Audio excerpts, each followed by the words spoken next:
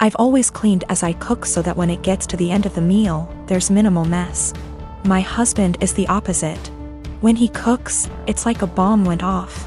I've encouraged him to clean as he cooks.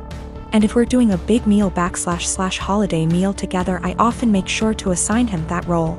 Like most people, one of us cooks, the other one cleans up. I am the better cook, so I cook like 80% of the time. He gets an easy cleanup. I'm busier than usual at work, so he's had to step up. Whenever he's done, the kitchen is a mess. I don't even get how it happens. There will be oil splatters untouched, stuff drying to dishes, peels and meat. I'm not about to let food sit out overnight, so after I'm done eating I'll start the process and won't get to really relax much. Last week I asked if he could please try cleaning as he cooks. He told me the rule is one person cooks, the other person cleans. I said, I get that, but you're leaving me with a huge mess every night. He said, I just don't have the time to clean up when I'm focused on cooking, knowing full well I'll see him scrolling on his phone. I just got so fed up, so on Sunday I made a big pot of chili. I didn't clean up as I worked. When I was done, I served him, sat down, enjoyed a beer and dinner. When he finally went into the kitchen, he said, "What the? Why is there such a mess?" I said that I was too busy paying attention to the chili to clean up. I started to get ready for bed. He was like, "You're just going to leave this here?" And I said yes. He said he would have to wake up extra early to clean up and that he had to be at work earlier than usual, and was supposed to play a game with his friends later that night, so could I just clean up? I said no, I cooked, so he has to clean. 2 days later he's still pissy with me because he ended up not being able to game and told me that he didn't get enough sleep, and was exhausted at work. Not to be too snarky, but it's not like he's a surgeon, because I had to prove a point to him. I told him that nothing else seemed to get his attention, and I feel pretty justified. He told me I was being a smug asshole about it and it was childish. We don't have a dishwasher, there's no room for one, so everything has to be done by hand. Additionally, doing the dishes means cleaning up the counters and stovetop and sweeping the floor, taking out the trash if need be. When I make chili, it's a process starting // dried chilies that I toast, soak, seed, pulverize, etc. Then there's cooking the dried beans, then there's the onions and garlic and the peels, any other veggies, seeding tomato, cans of tomato, grinding the spices, etc. Then there's grating cheese for the top, etc. It definitely left a ton of dishes and other stuff behind. So another thing that comes up is whoever cooks also cleans, but since I cook most of the time, I just don't see that as being also fair to me. I'll end up spending almost every single day after work, I've been ending work at 6 or 7 some days lately, cooking and cleaning. If I had him cook more I would definitely start to gain weight and then we'd have another issue altogether.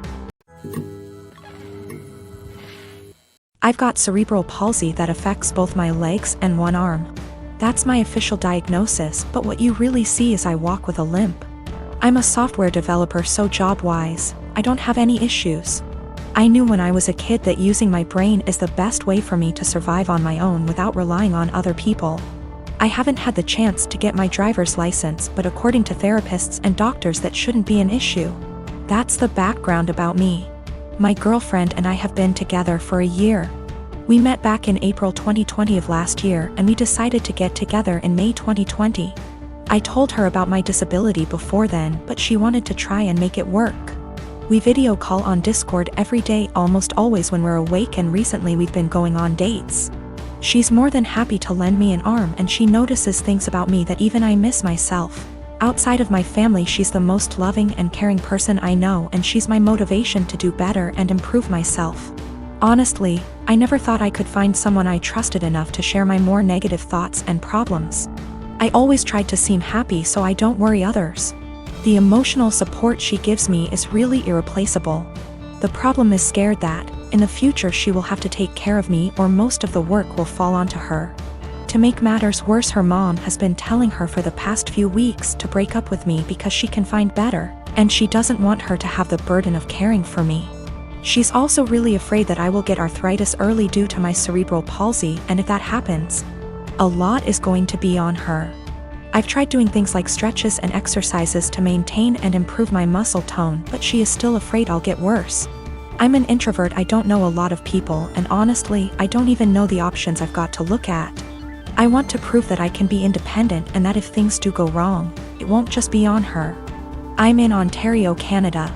Are there things I can look into and do to assist with my disability, or things I can look into so if things do go wrong, I won't be a burden on her? I'm at the end of my wits. I've never really hated my disability, but I've always kept myself going by tempering my expectations and thinking, my disability is going to make it really hard to find someone, and she's the first person to make me feel like, yeah, it doesn't matter. I want to do anything to show her that I won't hold her back in the future, but I'm out of ideas. Is there anything I can do? I don't want to worry anyone I'm with these issues, but I'm at the end of my wits. I don't even know if my relationship is lost, but I don't want this to happen again, and I want to know what I can do myself so I can reassure my partner, so they know I won't hold them back in the future. I don't know if there are things I can look into to better plan my future so it's not a concern for my partner. The worst part is, I've always thought my disability doesn't matter. But with all of this happening, it's really hard to convince myself otherwise.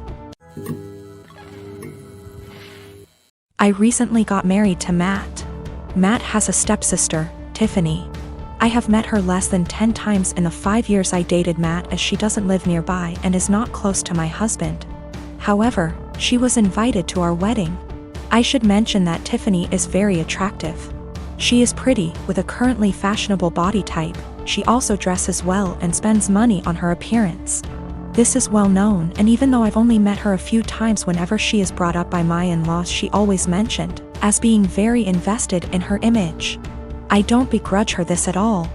The ceremony went fine, but afterwards, while my in-laws were congratulating me, my father-in-law commented that I looked beautiful, and in the next breath mentioned Tiffany did, too.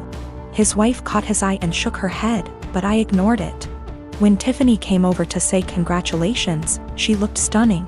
Her dress was beautiful and fitted her perfectly, her hair and makeup looked like they'd been done professionally. And she was wearing a pair of obviously designer shoes. Her outfit was totally appropriate for the event. But I was still weirdly upset by how she looked and immediately felt self-conscious next to her. Even Matt told her she looked great, and they rarely talk.